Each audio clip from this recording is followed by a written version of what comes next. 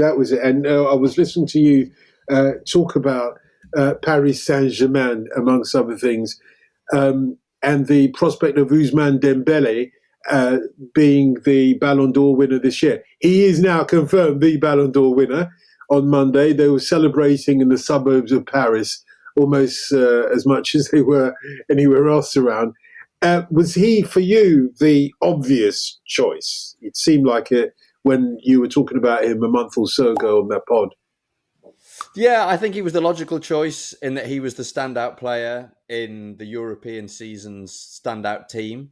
And historically, that has tended to be the person who wins the Ballon d'Or. I mean, I think in the Messi Ronaldo era, we got used to the Ballon d'Or going to the world's outstanding player, and the Ballon d'Or serving as a very useful kind of staging post over the course of that rivalry to see who had the upper hand on the other one. Messi has a great season. Messi wins the Champions League, etc. Messi does great things with Argentina. Messi gets the Ballon d'Or. Then Ronaldo pulls in front and Ronaldo does some great things. Ronaldo wins the Ballon d'Or. And we knew that they were the two best footballers in the world. So it felt like a very binary decision. The best player in the world this year is going to win the Ballon d'Or. The guy who finishes second will be the second best player in the world. And people were quite happy with that. And it was quite satisfying. When Messi won the Ballon d'Or, you just felt like all was well with the universe. But of course, Messi's won the Ballon d'Or. I mean, who else is going to get it? And they are no longer, or they don't seem in a position to win the Ballon d'Or anymore. I mean, maybe Messi wins the World Cup again next year and he gets it for the ninth time or whatever it would be. But we are moving somewhat reluctantly into the post-Messi Ronaldo era. And so, the Ballon d'Or will not automatically go to a player who everyone agrees is the best footballer in the world. Is Ousmane Dembele better than every other footballer in the world?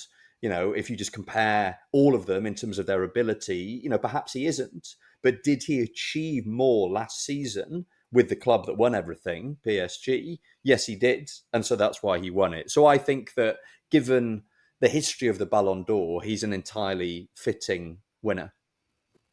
Yeah, he didn't just win the Champions League with PSG.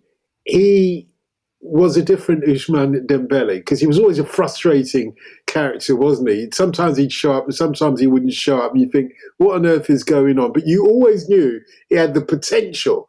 But I think this past season we saw that potential. For me, it was either Clarence Kelly or him as being the workhorses or the hardest workers or the most efficient, I think, players. But hardworking Clarence Kelly, you can't argue with that. So he worked harder than he had worked previously. He seems to have sorted out any issues he had with Luis Enrique, which you talked very eloquently about in your pod, which you had an insider, I know, suggesting that Ousmane Dembele and his people had the hump about the way that PSG announced that he was being dropped for disciplinary reasons. But he seems to have ironed that out. That seems to all be in the past now. So what can we expect from both PSG and Ousmane Dembele, the Ballon d'Or winner, this season? I think Dembele's development from here on in is going to be really interesting because there's a possibility that last season was a bit of a one-off, a perfect storm. All the stars aligned for him.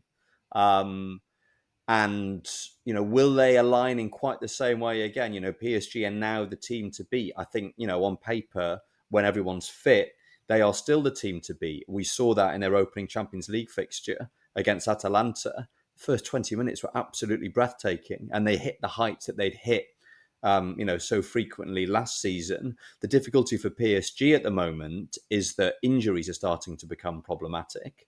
And one of the things that really helped them in the second half of last season, when they were advancing through the Champions League knockout rounds, was that they were almost completely spared injuries.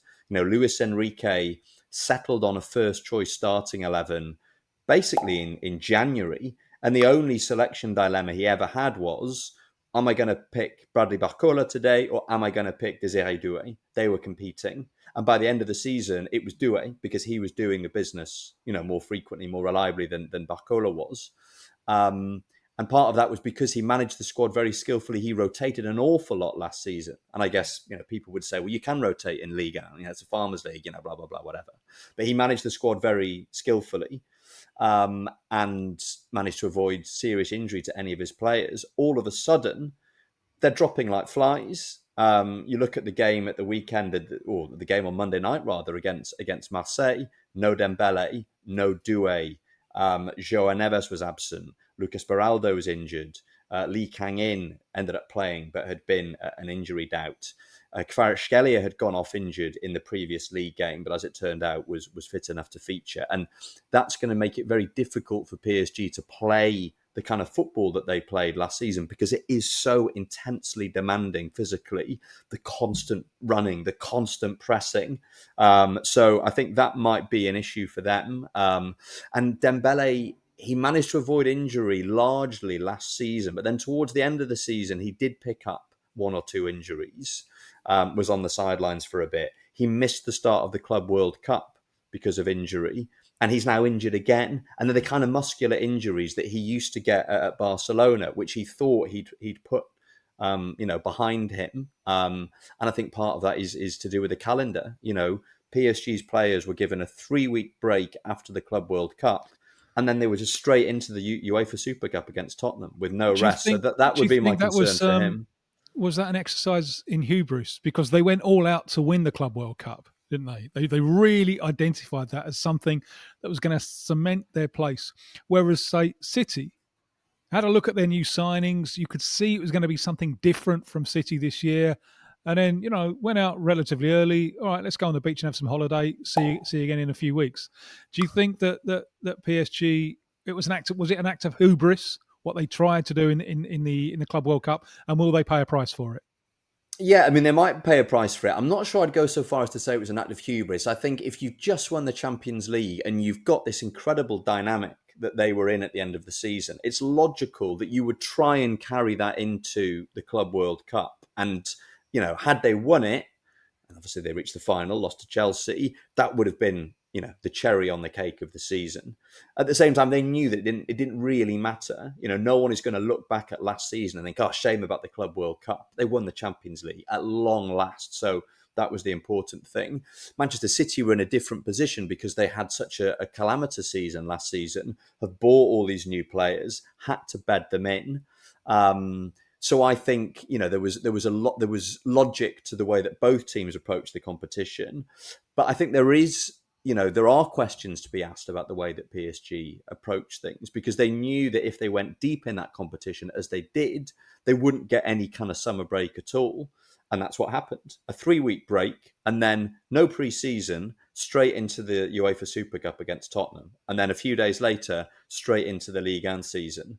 And, the results have been good generally, but the players are already paying the price. If we get to the end of the season and PSG are knocked out early in the Champions League, maybe they're run close in Ligue 1 for the first time in a while, people might say, well, perhaps they could have just ignored the Club World Cup. But I think looking at the kind of dynamic they'd had, the level of football they were playing, I think it's understandable that they thought, right, we're just going to try and carry this momentum from the European club season into the Club World Cup, see how far it takes us, and then we'll worry about, paying the price for it physically down the line.